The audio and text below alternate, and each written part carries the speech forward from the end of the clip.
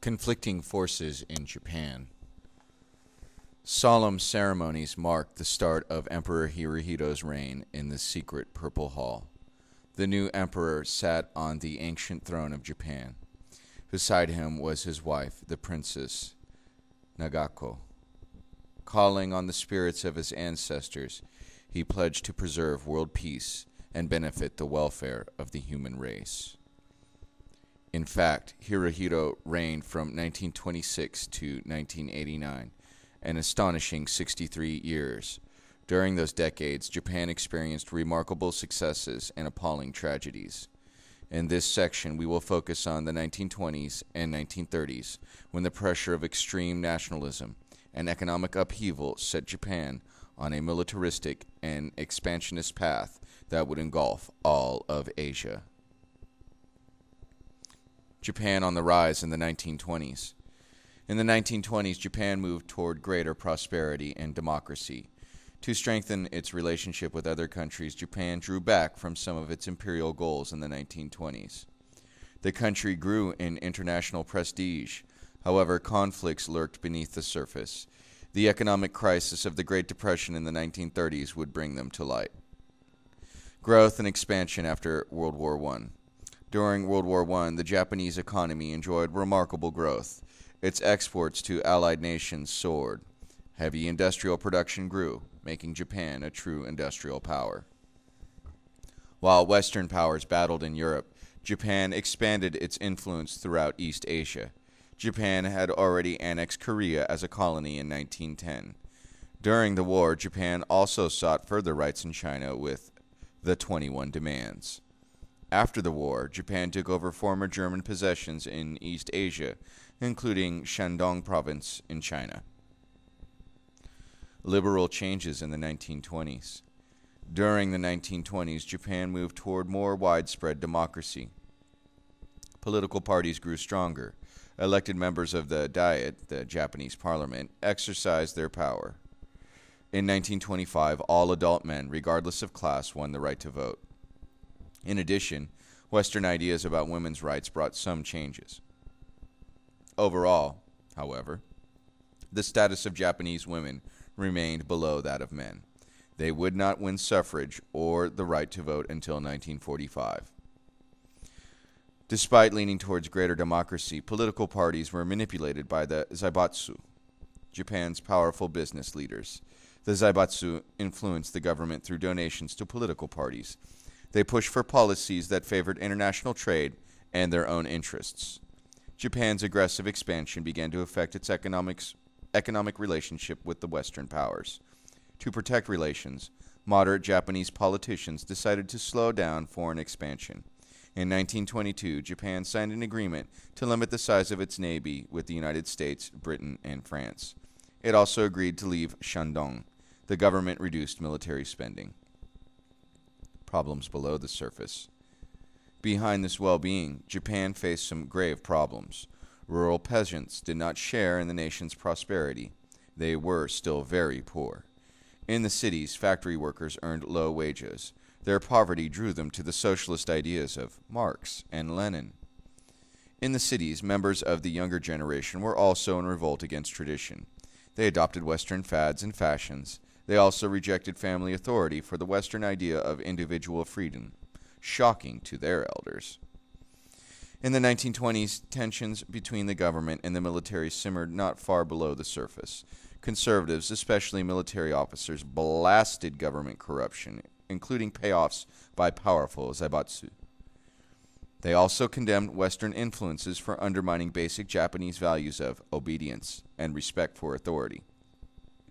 Although the economy grew throughout the 1920s, it experienced many highs and lows. One low point occurred when a devastating earthquake, one of the most destructive quakes in history, struck the Tokyo area in 1923.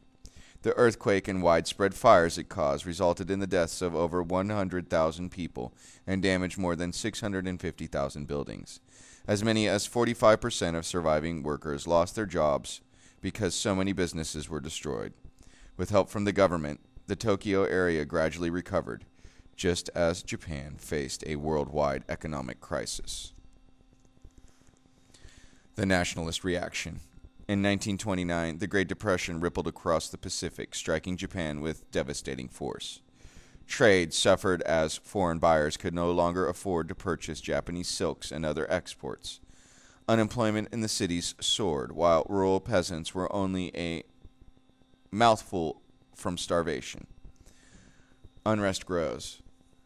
Economic disaster fed the discontent of the leading military officials and extreme nationalists, or ultra-nationalists.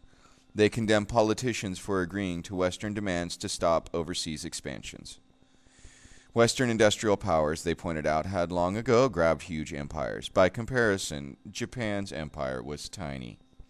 Japanese nationalists were further outraged by racial policies in the United States, Canada, and Australia that shut out Japanese immigrants. The Japanese took great pride in their industrial achievements. They bitterly resented being treated as second-class citizens in other parts of the world. As the economic crisis worsened, nationalists demanded renewed expansion. An empire in Asia, they argued, would provide much-needed raw materials as well as an outlet for Japan's rapidly growing population. They set their sights on the northern Chinese province of Manchuria. This region was rich in natural resources, and Japanese businesses had already invested heavily there. The Manchurian Incident. In 1931, a group of Japanese army officers provoked an incident that provided an excuse to seize Manchuria. They set explosives and blew up tracks on a Japanese-owned railroad line. Then they claimed that the Chinese had committed the act. Claiming self-defense, the army attacked Chinese forces without consulting their own government. The Japanese military forces conquered all of Manchuria and set up a puppet state that they called Manchukuo. They brought in Puyi, the last Chinese emperor, to head the puppet state. When politicians in Tokyo objected to the army's high-handed actions, public opinion sided with the military. When the League of Nations condemned Japanese aggression against China, Japan simply withdrew itself from the League. Soon, the Japanese government nullified the agreements limiting naval armament that it had signed with the Western democracies in the 1920s. The League's member states failed to take military action against Japanese aggression. Militarists in power. In the early 1930s, ultranationalists were winning support from people for foreign conquests and a tough stand against the Western powers. Members of extreme nationalist societies assassinated a number of politicians and business leaders who opposed expansion.